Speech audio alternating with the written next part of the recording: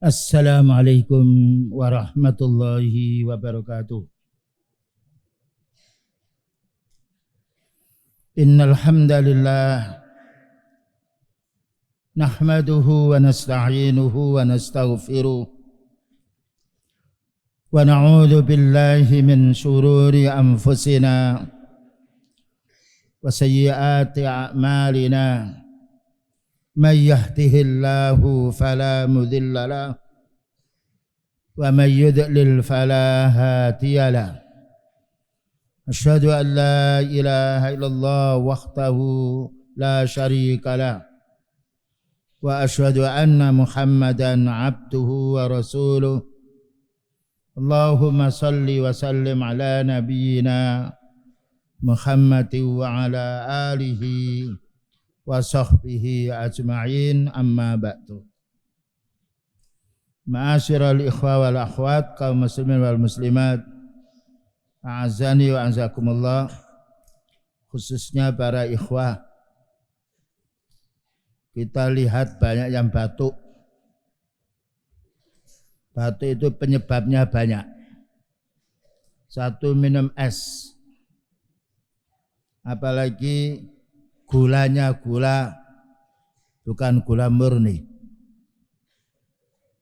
Ma anzalallahu da'an illa dawa. Itu hadis. Allah tidak menjadikan penyakit kecuali ada obatnya. Alimahu man alimahu wa jahilahu man jahilahu. Ada yang tahu obatnya dan ada yang tidak tahu. Dan umumnya yang batuk kadang-kala alergi karena keras suaranya sehingga luka, dan ada kalanya karena minum es. Perbanyaklah minum air biasa, dan itu baik sekali untuk perut kita karena air itu penjernih, membersihkan usus-usus kita. Ya, dan juga sementara juga bisa juga makanan berupa gorengan. Itu karena dia minyak kadang-kala melekat di sini. Dan ini hanya sebagai saran, walaupun juga ada orang minum es tidak batuk, namun terkadang orang punya alergi tertentu. Karena itu minum sebentar, masuk ke perut, batuknya lama sekali. Yang harus kita pahami, dan kita pilih makanan-makanan yang sifatnya tidak memadaratkan kita. Dengan dasar hadis beliau ketika dihadirkan oleh yaitu sahabat Umar bin Khattab ad-Dhab, maka beliau tidak makan walaupun itu halal. Ini harus kita pahami, kulu wasrobu wala tusrifu. Makanlah dan minumlah, jangan berlebih-lebihan. Selanjutnya kita kembali kepada kitab Al-Mukhtasar Al-Khasis fi bayani usuli manhajis salafi ashabil hadis. Pembahasan kita halaman 251, Al-amru bil akhlaqil hasanah. Perintah agar kita memiliki akhlak yang baik. Karena akhlak yang baik ini membedakan kita dengan hewan. Membedakan kita dengan orang kafir.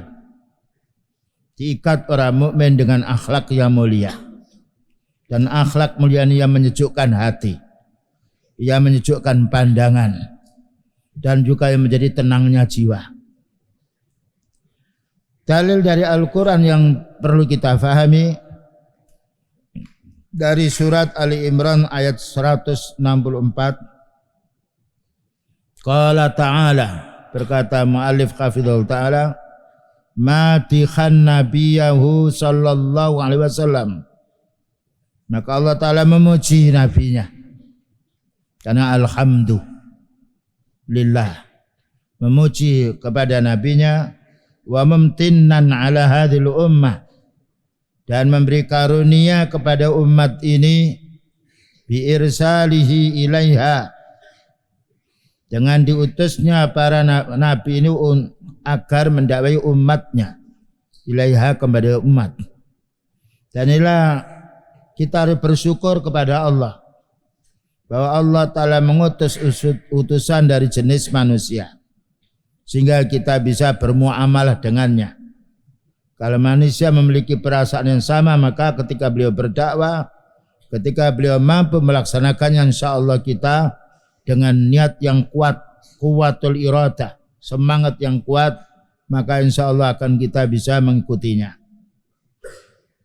Maka Allah berfirman, laqad mannallahu 'alal mu'minina idh ba'asa fihim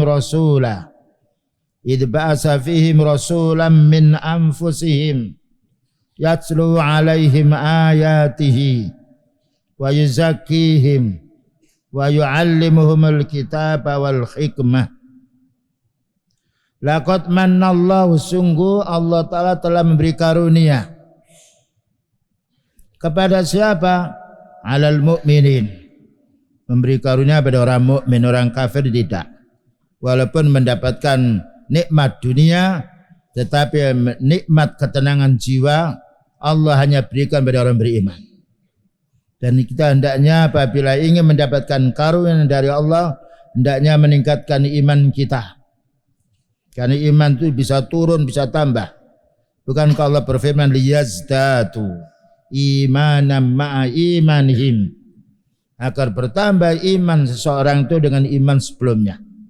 Bahkan Ibnu Mas'ud mengatakan, ta'alau nazitu imanan sa'atan, ayo kita menambah iman satu saat, satu jam.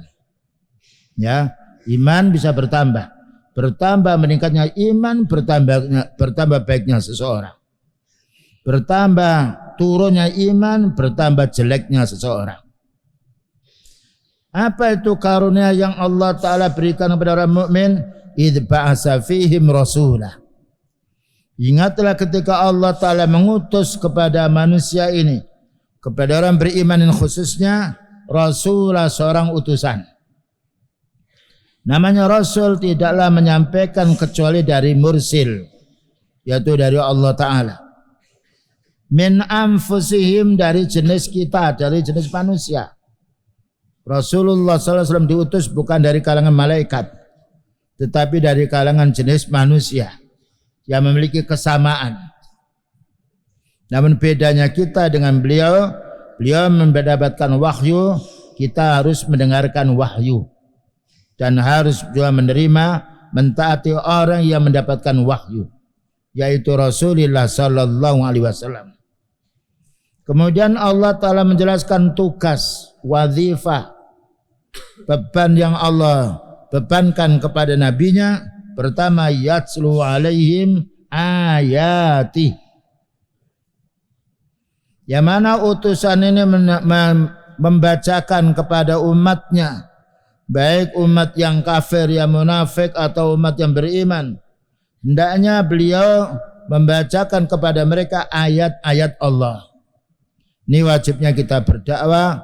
Pertama kali yang kita dakwakan qala Allah Ta'ala, sebagaimana beliau ketika berkhutbah, fa inna khairal hadisi kitabullah, paling baiknya bicara kitab Allah, karena itu wahyu Allah, kalamullah, yang banyak manfaatnya, mudah kita baca, mudah kita amalkan, dan mudah kita dakwakan.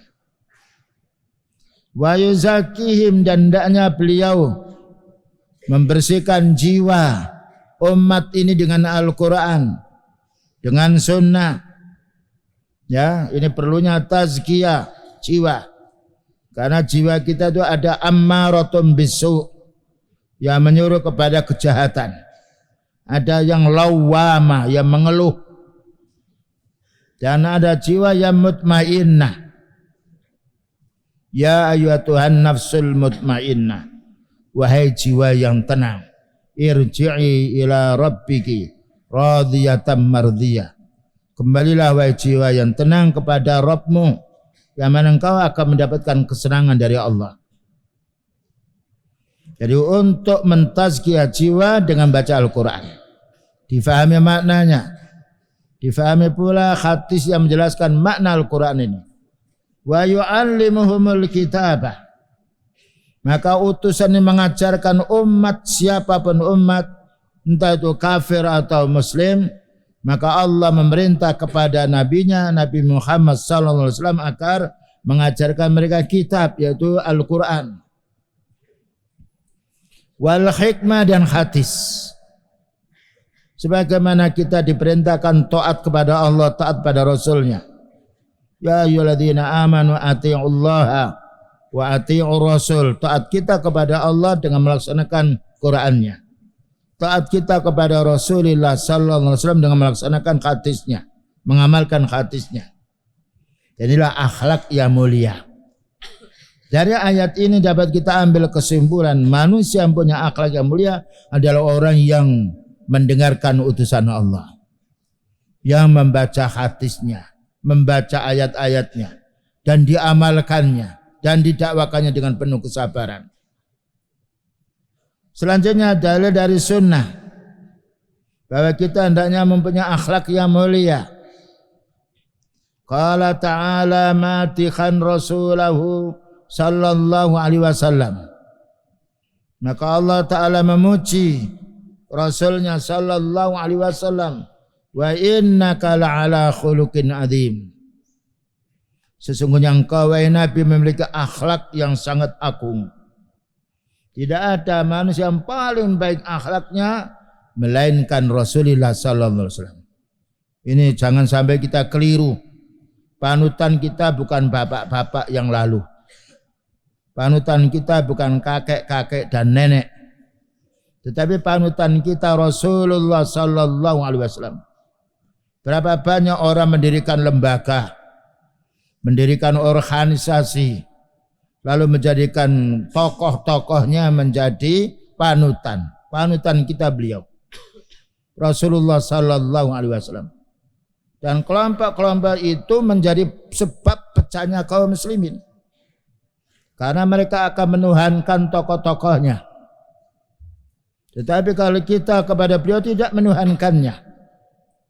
Karena kita harus mengikuti beliau, karena beliau adalah Nabi yang dibersihkan jiwanya dari sifat jelek. Dan karena Allah Ta'ala telah memberi wahyu kepada beliau. Dan juga karena Allah Ta'ala telah menjelaskan beliau memiliki akhlak yang mulia.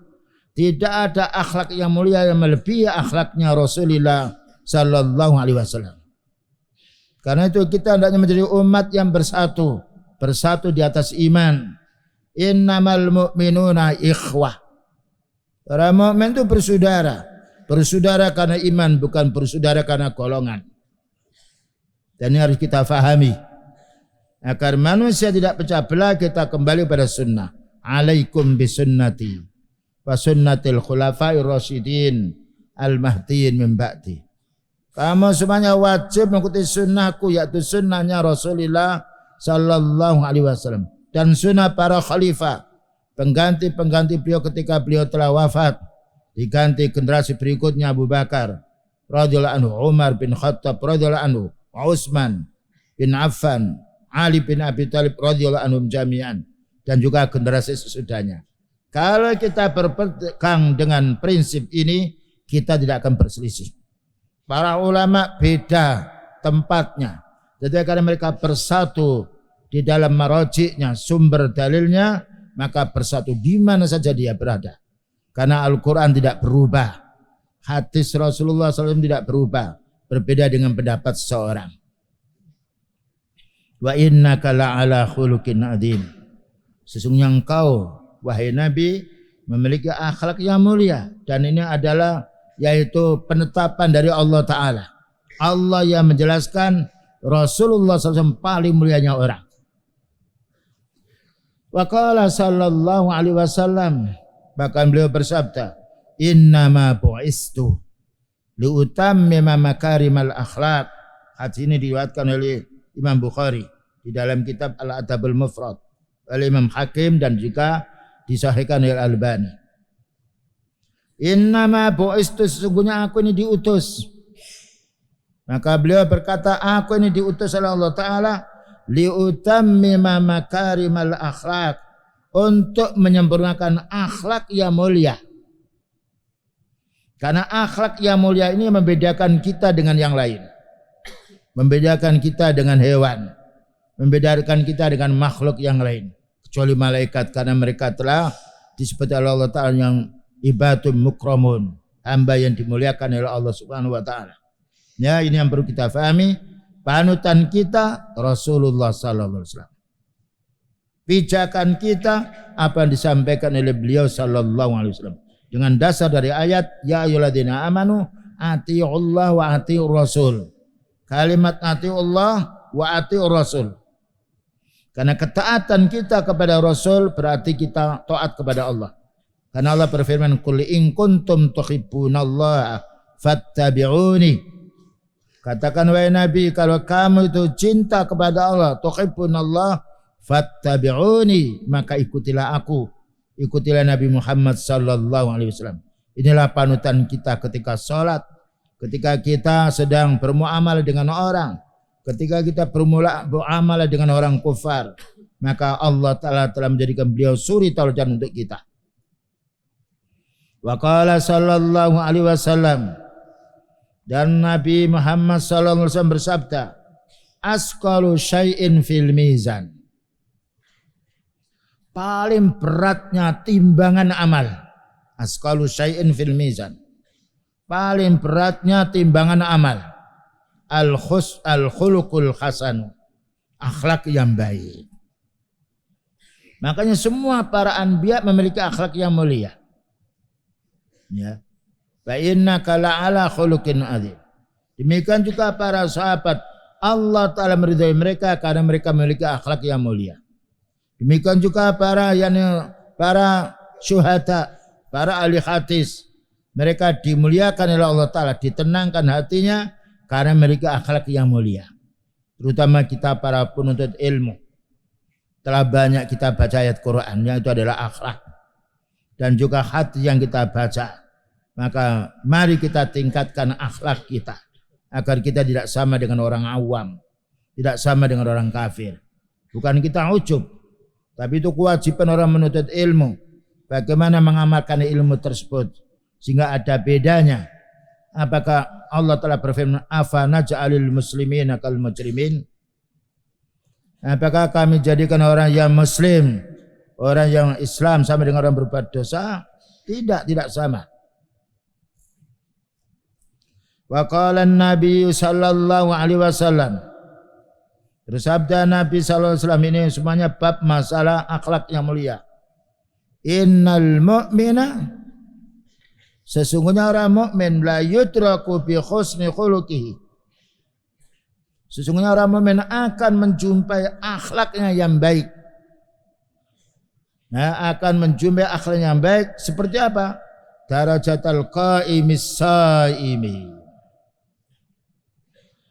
Orang memiliki akhlak yang baik semisal malamnya dia salat malam, semisal siangnya dia siam.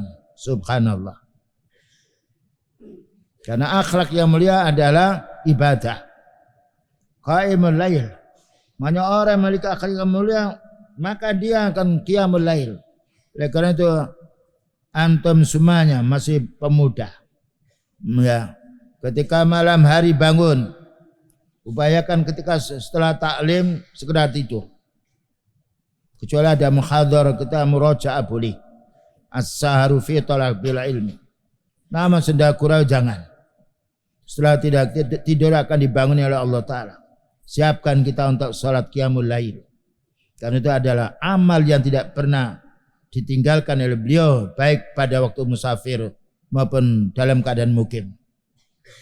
Wasaim juga begitu, semisal orang yang saum, terutama para pemuda, maka hendaknya untuk menjaga syahwat kita yang haram, hendaklah sering, yaitu sering siam. Nam ya ma'syar sabab, man istata'a minkumul ba'a falyatazawwaj fa innahu aghaddu lil basari wa ahsanul farji. Wahai pemuda, sekiranya kamu sudah mampu menikah, nikah. Karena dengan nikah itu akan menundukkan pandanganmu yang haram dan akan menjaga syahwatmu dari yang haram. Faman lam yastati' fa'ali bis-sawmi.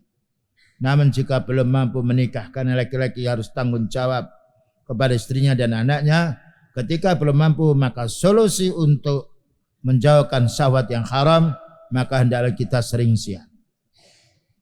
Lanjutnya, jawanibu husnil khuluq. Nah, Jawanib mana sisi-sisi atau kebaikan husnul khuluq. Ketika Allah Ta'ala merintahkan kita agar berakhlak, maka berarti akhlak ini banyak baiknya. Dan juga kalau kita memiliki keluarga akhlaknya baik, senang kita. Masyarakat apabila akhlaknya baik, senang. Wa husnul khuluqi lahu jawanibu katsiratun.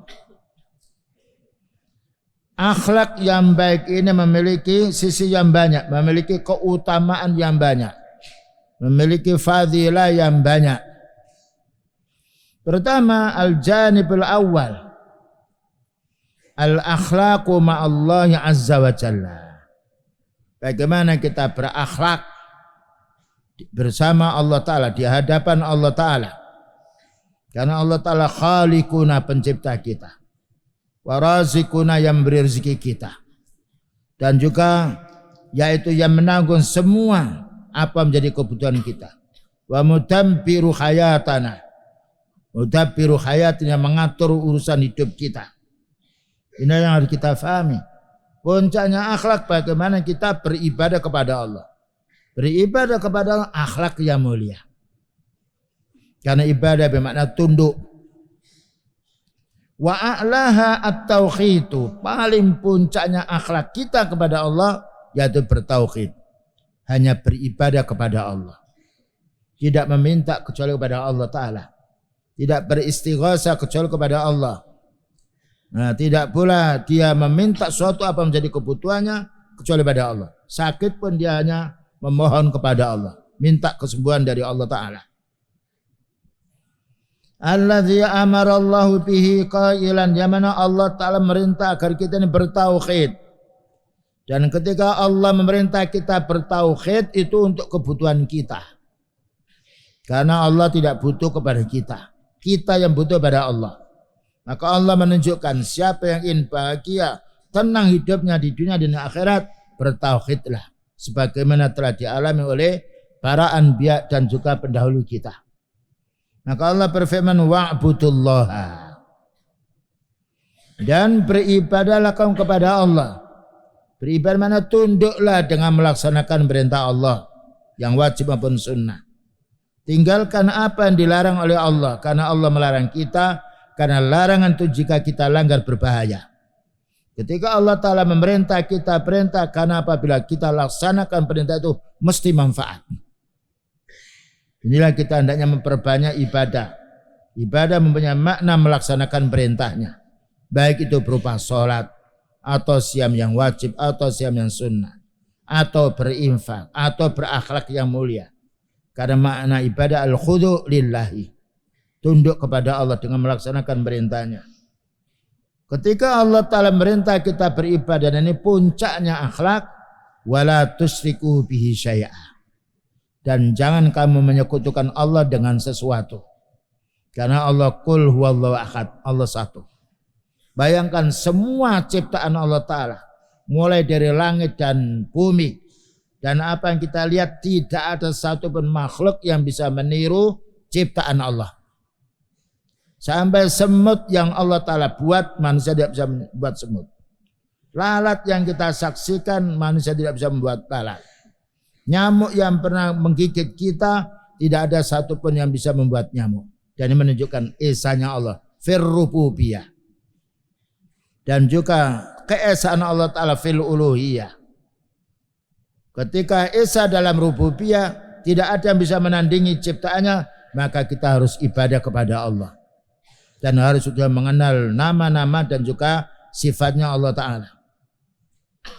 Wa adnaha, dan paling rendahnya apa? Akhlak yang jelek adalah asyirku. Puncaknya akhlak tauhid, karena kita beribadah pada Allah. Paling jeleknya akhlak adalah syirik, yaitu menyekutukan Allah. Kalau kita tidak mau disamakan dengan hewan, bahkan manusia tidak mau disamakan dengan anak kecil, manusia tidak mau disamakan dengan orang yang gila, bagaimana manusia menyamakan Allah Ta'ala dengan benda, dengan makhluk?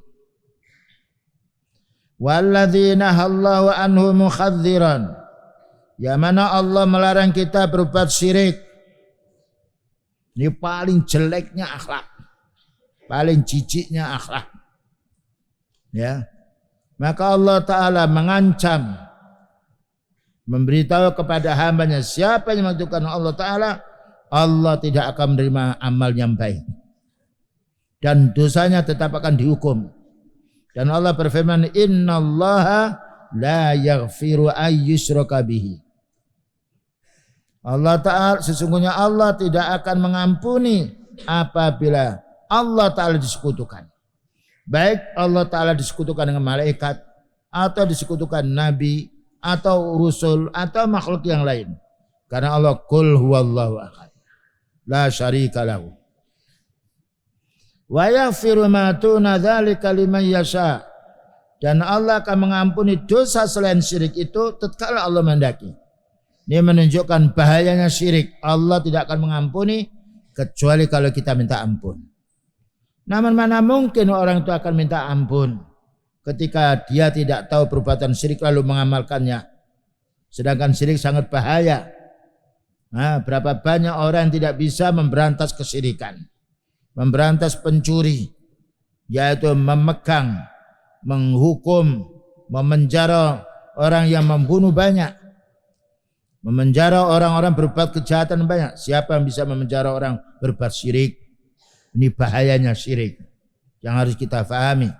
Maka kita pelajari syirik ini untuk kita jauhi dan untuk kita mendakwai manusia agar supaya dia tidak berbuat syirik.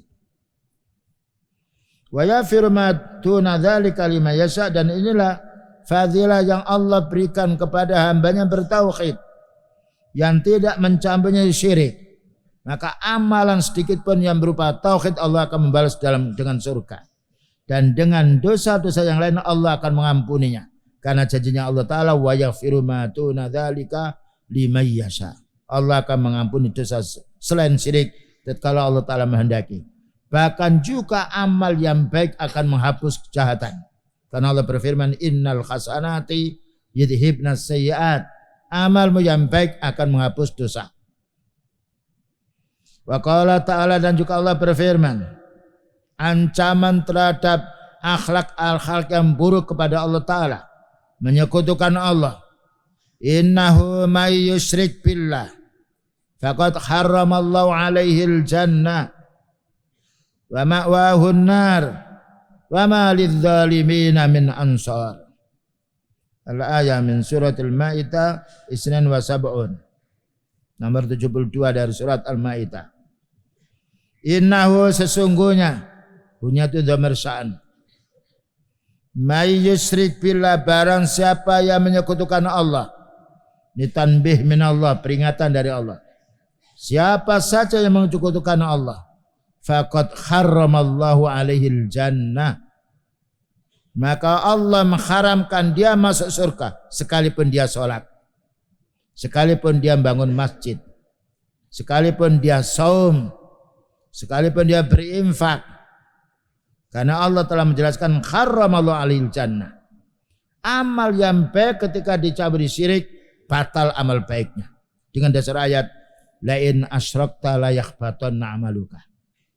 Kalau kamu berbuat syirik, seandainya wahai Nabi, semua amal-amalmu yang baik akan lebur.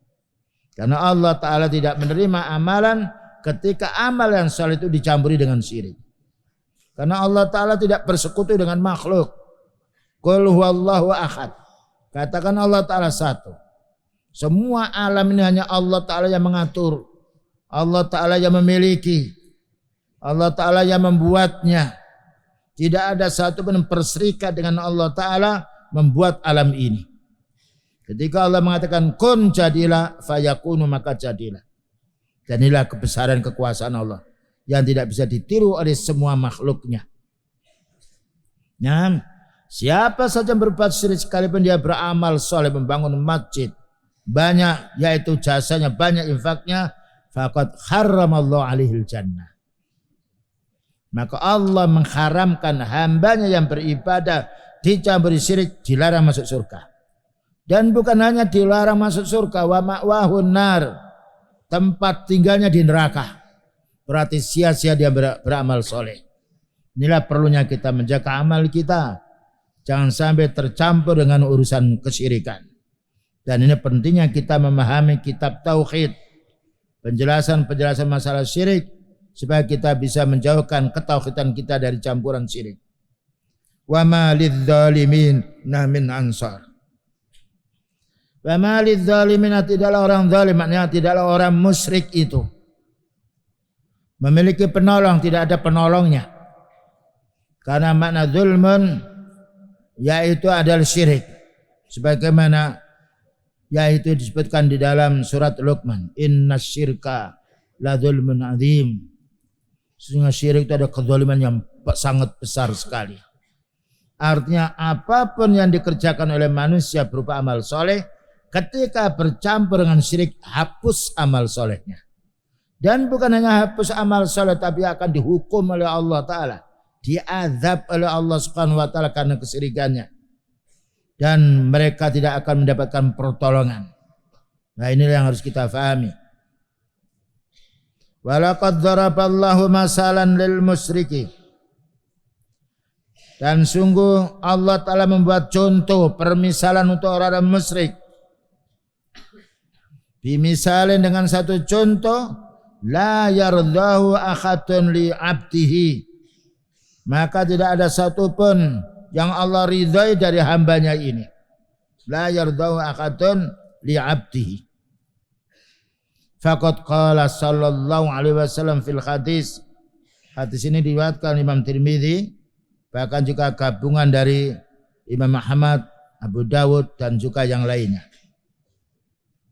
Innallaha amara, sesungguhnya Allah memerintah Yahya bin Zakaria, seorang nabi, bi khamsi kalimatin. Jadi Allah memerintah Nabi Zakaria, Yahya bin Zakaria, bi khamsi kalimatin, dengan 5 pesan, 5 kalimat, 5 wasiat. Wa awwaluhunna, ini disebut yang paling pertamanya. Ini ada 5, namun di sini disebut wahid, 1. Insyaallah akan kita lanjutkan yang 4-nya. Wa awwaluhunna, dan pertamanya dari 5 ini, anta'budullah. Hendaknya kalian semuanya beribadah kepada Allah, tidak beribadah kepada makhluk. Wala tusyriku bihi syai'a, dan jangan kamu menyekutukan ibadahmu kepada Allah dengan sesuatu pun. Karena Allah Ta'ala tidak mau disekutukan dengan hambanya. Kemudian dijelaskan, fa inna misla man asraka billah, fa inna masala boleh. Fa inna masala man asraka billah, sesungguhnya perumpamaan orang yang menyekutukan Allah. Supaya kita jelas, perumpamaan orang menyekutukan Allah itu diumpamakan dengan apa dalam hadis ini? Kama sali rajulin, seperti salah seorang istara abdan, dia membeli budak. Ada orang beri budak. Tentu yang berkuasa ini rajul, karena dia mampu membeli budak. Min khalisi malhi, dari duitnya sendiri, bukan dari utang, bukan mengambil dari orang lain. Bidhahabin, dibelinya budak itu dengan emas, karena ya mata uang dengan emas itu paling bagus. Kalau dari kertas bisa dipalsu, emas tidak bisa. Dulu emas dinar dan juga dirham itu perak. Awarikin, atau dengan perak. Jadi perumpamaan orang menyekutukan Allah Ta'ala itu seperti orang membeli budak. Yang mana dibeli budak itu dari hartanya sendiri, bukan hutang. Summa askanahu daron, kemudian dibuatkan tempat. Ya, dibeli, kemudian disediakan tempat. Askanahu daron. Faqala, apa katanya rajul yang memiliki budak ini? I'mal warfa ilayya, beramalah kamu dan bantu saya ini. Ya, nama orang bantu saya. Berbuatlah dan bantu saya. Faja'alal abdu ya'malu, maka hamba yang dibeli oleh rajul ini dia berbuat. Wa yarfa'u ila ghairi sayyidihi, tetapi membantu bukan dari tuannya. Bukan membantu orang yang membeli budak tadi, tapi dia membantu yang lain. Ini perumpamaan ketika Allah Ta'ala menciptakan manusia. Semua kebutuhan manusia ini dipenuhi oleh Allah Ta'ala. Disuruh beribadah, ternyata beribadah kepada yang lain. Batu yang dikeramatkan, manusia yang mati yang dipanggil-panggil.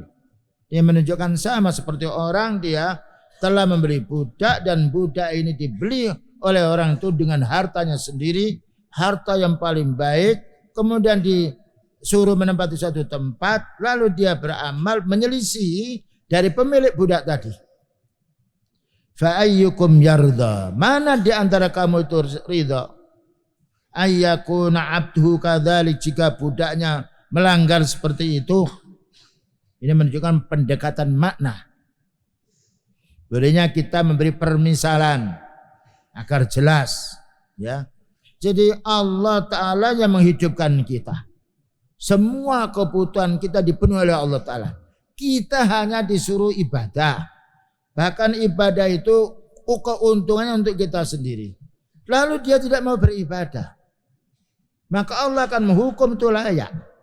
Sebagaimana seorang dia punya budak. Budak ini dibiaya, diberikan tempat, makan disediakan, apa menjadi kebutuhannya dipenuhi oleh yang memiliki budak ini. Ternyata disuruh dia tidak mau. Tentu orang ini akan marah. Dan mungkin dibunuh dan mungkin diusir. Nah, maka fa'ayyukum yarda ayyakuna abdu kadzalik. Siapa di antara kamu itu senang apabila budakmu seperti itu? Wa innallaha khalaqakum, padahal Allah menciptakan kamu lain dengan orang laki-laki tadi.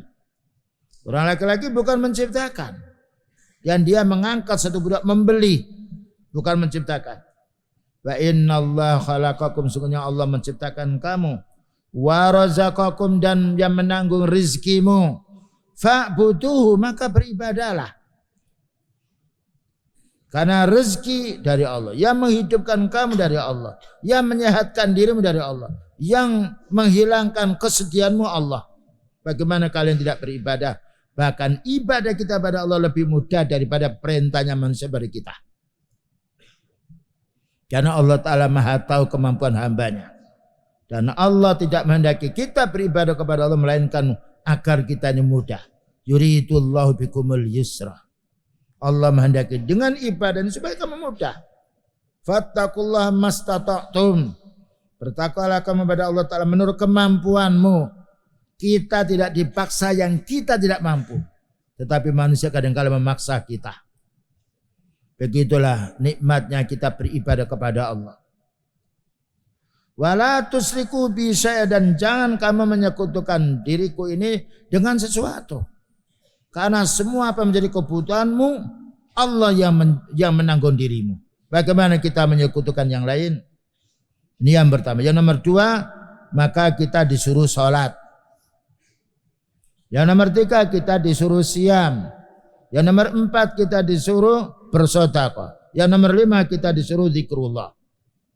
Dan inilah permisalan yang harus kita fahami supaya kita menjadi orang selalu ya'budullah. Selanjutnya, wa minhu ayyu'lama, dan dari Allah Ta'ala, minhu makna min Allah, ayyu'lama, supaya diketahui anna kullama yakunu minka, semua yang ada pada dirimu itu, hai manusia, itu dari Allah. Yujibu udhran, maka Allah Ta'ala memberi udzur kepadamu. Ketika Allah Ta'ala memenuhi kebutuhan kita, kita salah, diampuni oleh Allah Ta'ala karena kita tidak tahu. Kita lupa, tidak dihukum oleh Allah. Wa kullu ma ya'ti min Allah, dan setiap yang datang dari Allah yujibu syukran, kita hanya diwajibkan untuk berterima kasih. Yang mana berterima kasih itu untuk dirinya sendiri. Malam yaskurillah lam yaskurin nas lam yaskurillah. Siapa tidak berterima kasih kepada manusia berarti dia tidak berterima kasih kepada Allah. Fala tazalu syakiran lahu, maka hendaknya kamu selalu bersyukur kepada Allah. Yang mana bersyukur kita kepada Allah itu untuk diri kita, bukan untuk Allah, karena Allah Ta'ala dia butuh kita. Mu'tadhiran ilaih, kita hendaknya istighfar kalau kita jatuh kepada perbuatan dosa. Disuruh kita bersyukur kepada Allah, ketika kita salat suruh kita istighfar. Faqultu astaghfiru rabbakum. Katanya Nabi Nuh alaihissalam, kamu itu banyak dosanya hai umatku, maka hendaknya kamu beristighfar kepada Rabbmu. Faqultu astaghfiru rabbakum innahu kana ghaffara. Karena Allah Ta'ala Maha Pengampun. Kalau kamu mau minta ampun kepada Allah Ta'ala, yursilis sama'a alaikum midrara. Allah akan menurunkan hujan yang deras.